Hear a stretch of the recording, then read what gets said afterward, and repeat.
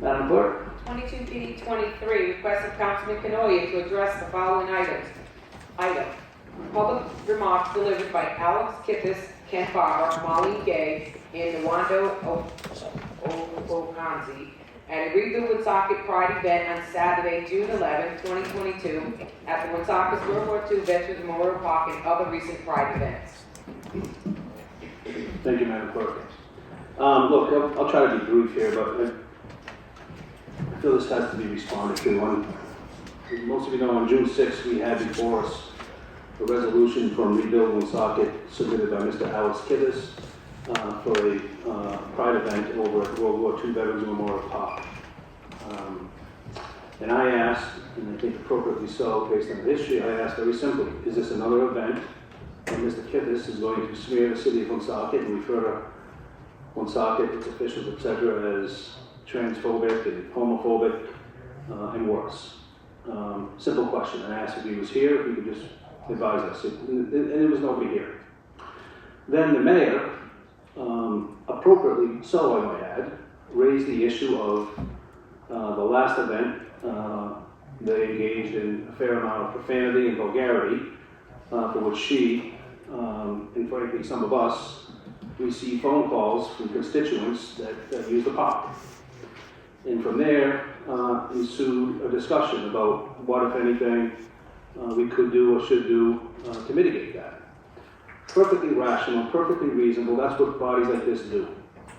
And yes, people have a First Amendment right to say all kinds of things, no matter how crazy they are, and I think everybody in this room would defend that right. But by the same token, people have a right to go to our parks and enjoy themselves, have the right of quiet enjoyment and not have to expose their children and themselves to profanity and vulgarity. So that's what the discussion was about. Nobody uttered anything, I don't think the word LGBTQIA+, gay, queer, any of that stuff. I don't think any of those words were even mentioned during the discussion. It was simply a discussion about, we're going to give people a permit to use our park. It'd be nice if they didn't engage in vulgarity and profanity. Again, perfectly reasonable. From that, Mr. Kittis began his usual thing from his grandmother's basement, God rest her soul, tweeting that the city of Woonsocket had one of the, quote, most LGBTQ phobic and anti-First Amendment discussions I've ever heard. Then they had the event. And right out of the gate, again he repeats it, telling the people there that the city council meeting had one of the most LGBTQ phobic conversations I've ever seen a legislative body have. Again, never mentioned the word LGBTQIA+ or anything of that nature. There was nobody up here that passed any judgment on the event, other than the individual, Mr. Kittis, and his history of smearing the city with false claims and false assertions. So what does he do? What's the conversation we had? We're concerned about vulgarity and profanity and not having other people that go to the parks having to listen to that nonsense. What does he do? With his loudspeaker in hand, he leads a chant and, quote, you get bonus points for profanity. Okay? So he proceeds to encourage the handful of people that attended this to engage in exactly the issue that we were raising concerns about. Again, and I would suggest are perfectly legitimate. Do they have a right to spew their profanity? Absolutely. But it's about having common decency. And that's what that discussion was about. And I say this because people like Mr. Kittis and Mr. Ken Barber, who was the Vice President of Operations for Rhode Island Pride, and he's the founder of the Queer Pact, people like Mr. Barber and Mr. Kittis, they tell people that somehow they're being oppressed by people in this room and by the city of Woonsocket. And that's not even, there's nothing further from the truth. Okay, again, listen to the meeting. Not a single person up here or down there or anywhere in the city of Woonsocket that I know expressed 1 ounce of judgment, didn't even mention the subject. But they're telling these people. So I'm saying this for those people that listen in that audience, don't believe what you hear. Kittis has a long history of being unencumbered by the truth. He likes to, tell everybody they're a victim and he's there to save them. I mean, the same thing when we had the first pride flag, when we moved the pride flag after they inappropriately took down the POW MIA flag and made all kinds of false assertions.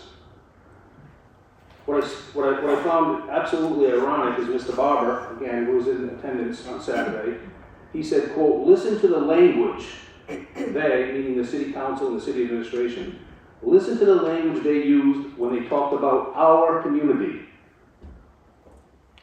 Does you realize how ironic that is? First of all, he comes into our community and participates in these chants smearing the city of Woonsocket, saying we're all transphobic and homophobic and all this other nonsense. But he has the gall to say, listen to the language they use when they talk about our community. The irony is just mind-numbing. Ms. Marlene Gay, she's the one who famously said that we zeroed out the book budget, which was an absolute false statement.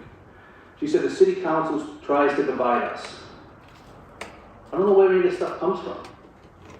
We had a discussion about a group using the city park and suggesting that they ought not to, or at least try to refrain from, vulgarity and profanity, because there are other people that use the parks. Perfectly fair, perfectly reasonable.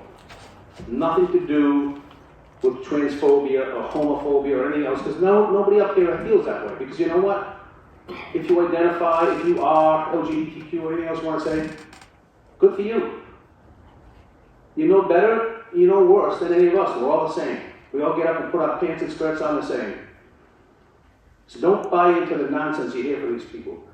And then lastly, Ms. Nwanda Ofosky, she got up and said, we live in a community that we know that there are issues with discrimination and all sorts of structural oppression. Here we go again. The city of Woonsocket is oppressing people.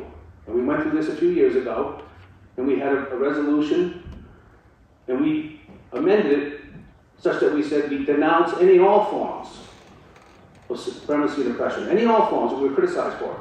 If she stands up and says, we live in a community that we know that there are issues with discrimination and all sorts of structural oppression.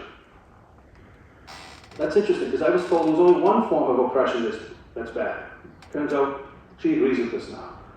But this individual is out talking to the youth of this community, filling their heads on a regular basis, much like Mr. Kittis, telling these kids that they're victims. So before they even get up and start their day in the morning, they have in their head that they're being oppressed and they're victims. And my comments here are not directed at Mr. Kittis or Ms. Nwanda Ofosky and these others. It's directed at the people that they're talking to. Don't buy it. Are there problems sometimes? Absolutely. If there's issues that need to be addressed, bring them forward, we'll deal with it. But don't buy the rhetoric, please. It's disgusting. Thank you. No, thank you.